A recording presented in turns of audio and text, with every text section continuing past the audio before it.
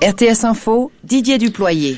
La commission de la santé publique du national s'oppose aux mesures proposées par le Conseil fédéral pour freiner la propagation du Covid-19. Elle les juge excessives. Elle demande au gouvernement de limiter les nouvelles restrictions aux cantons où la pandémie présente une évolution préoccupante. Alors que le Conseil fédéral doit annoncer demain les mesures finalement adoptées après consultation, cette commission lui demande donc de ne pas fermer les restaurants ou les commerces à 19h. Ils devraient, dit-elle, pouvoir rester ouverts au moins jusqu'à 22h. Des restaurateurs qui peuvent compter sur une vaste mobilisation citoyenne. Une pétition baptisée 19h.ch a été lancée en ligne mardi soir par Marc Rosset, ex-directeur de la Semaine du Goût. Elle a récolté près de 100 000 signatures malgré une tentative de piratage repérée cette nuit. Et les tests de masse volontaires au Grison sont en passe d'être un succès. Le canton des Grisons, qui fait d'ailleurs figure de pionnier en Suisse, hier, 6 000 personnes s'étaient déjà annoncées pour cette opération menée dès demain et jusqu'à dimanche dans 2 vallées italophones et en Agadine. Les autorités souhaitent y attirer 20 000 des 35 000 habitants et touristes concernés. Les personnes testées sont informées du résultat 20 minutes après l'avoir effectué. Alors que la Suisse compte comme hier un peu plus de 5 000 nouveaux cas de Covid-19 en 24 heures, 5 041 précisément pour un taux de positivité de 15,2%.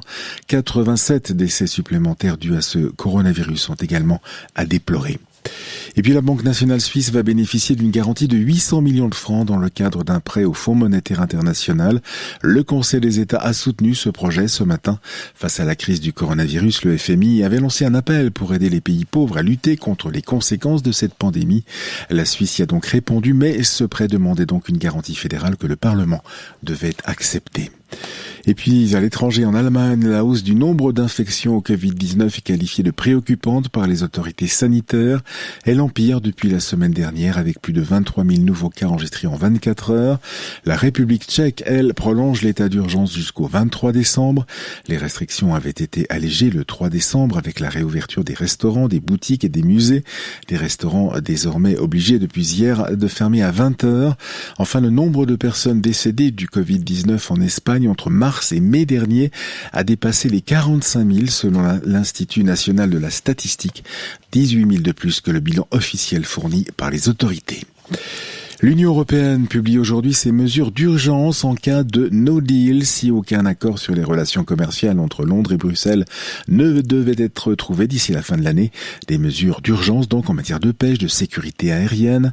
Notre responsabilité est de nous préparer à toutes les éventualités, a précisé la présidente de la Commission européenne, Ursula von der Leyen, au lendemain de sa rencontre avec le Premier ministre britannique Boris Johnson, au cours de laquelle aucun terrain d'entente n'a pu être trouvé.